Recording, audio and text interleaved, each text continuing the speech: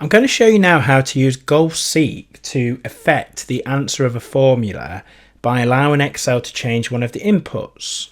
So I've got two examples. I've got one that's really simple with some basic maths, and I've got one that uses a function called PMT, which is all to do with calculating loan repayments.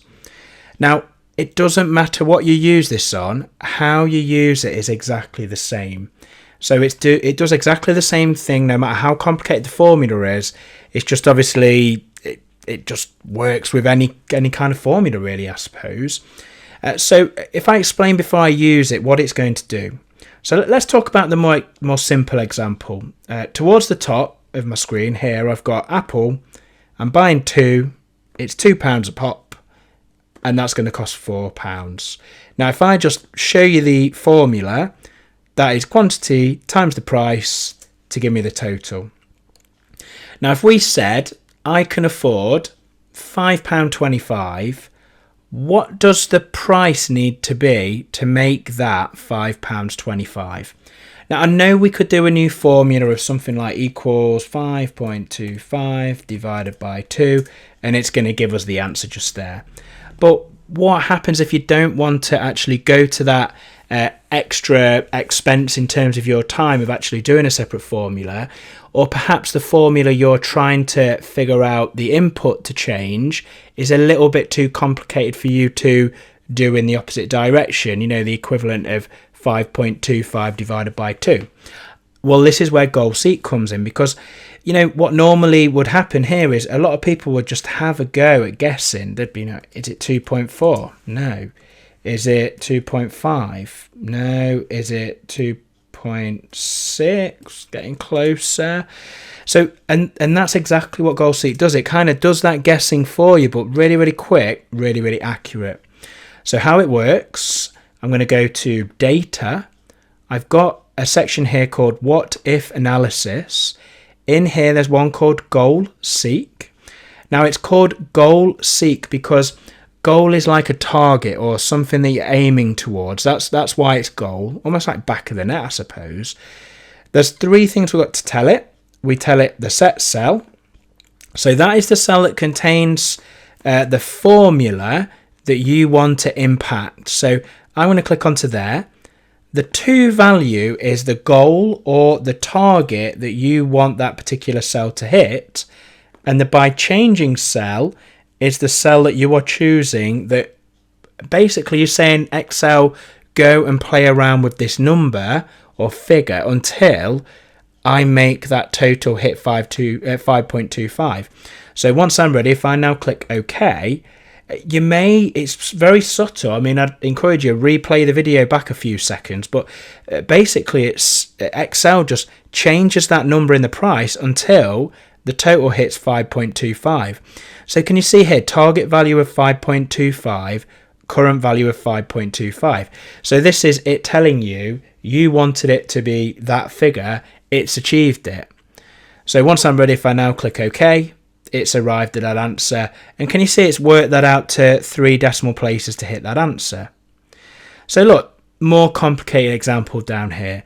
There's a function called PMT, and what it does, it accepts an amount you're borrowing over a period of time with an interest rate. So look, if I change the amount I'm borrowing from 100,000 to 150,000, you'll notice when I press enter, this figure is going to change from, you know, 3,500 to, if I press enter, to, you know, a bit over $5,000 per month, because I'm borrowing, you know, half again. I'm borrowing a lot more money, so the monthly repayment is going to go up. Now, if I borrowed that over a longer period of time, so if I made that 99 months rather than 36, can you see that's brought the monthly repayment down to $2,500? So this is a much more complicated formula versus the 2 times 2 equals 4 situation that we've got above. But nonetheless, GoalSeek will work with this as well. So let's say I have to borrow $100,000. I have to pay 14% interest, but I can only afford to spend $3,000 a month in monthly repayments. What do I have to make the payment in months be to hit that figure? Well, I could sit there guessing, is it this, is it that, is it the other? Or if I click onto, what I want to affect, go to data, what if, goal seek, the set cell is going to be the monthly repayments. Now this is a slight quirk of the PMT function. You must make this minus 3,000 rather than 3,000 because PMT returns a negative figure because it's being taken out of your bank. If you made this a positive, it's going to try and work out as if the bank owes you money for you borrowing money from the bank. So it's a bit of a weird one. So that has to be negative. By changing cells, I'm allowing the Excel to change the period repayment in months. And when I click OK, keep your eyes peeled on the 36 that I've just clicked onto. So I'm going to click OK now. Can you see it kind of goes and tries and tries and tries? So this has achieved what I wanted it to do. It's gone to a ridiculous amount of decimal spaces here because look, 42.458032269. I mean, that's the sort of precision that you're not going to get to yourself, but it gets you the answer you want. So once you've got that, you might take the high road and say, well, it's 42 months and you pay a little bit more, or maybe you pay it over 41 months, 43 even, sorry about that. Can you see, and you pay a little bit less? So you kind of use it to get to roughly where you want, and then you can sort of vary it a little bit. So again, goal seek, exactly the same on a really simple example versus one that's a bit more complicated. Now, one thing about goal seek, if I just try and do this on here, I'm going to do goal seek here and say that I only want to pay $100 a month, and I'm allowing it to change the period repayment in months. Now, watch this number 43.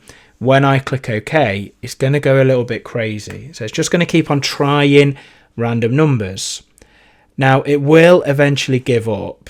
And when you try this, if you do try this example, it will give up at a different point for you.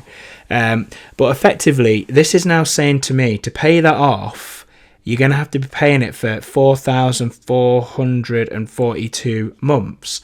That's the same as saying interest only, because the thing here is, can you see I targeted a value of minus 100? The current value that it's achieved is minus £1,166.67 because the amount of money I owe every year, irrespective of how long I pay it off over, is I owe the 14% interest of the $100,000. So regardless of what I want to pay, I always owe that. So this is an example of, goal seek, you could tell it you want it to do something, but it's not always going to get there because some functions or formulas have an inherent, shall we say, limitation to what you can do, because this, I always owe the interest. If I click OK, it's going to keep that. If I click cancel, it's going to knock it back to what it was before.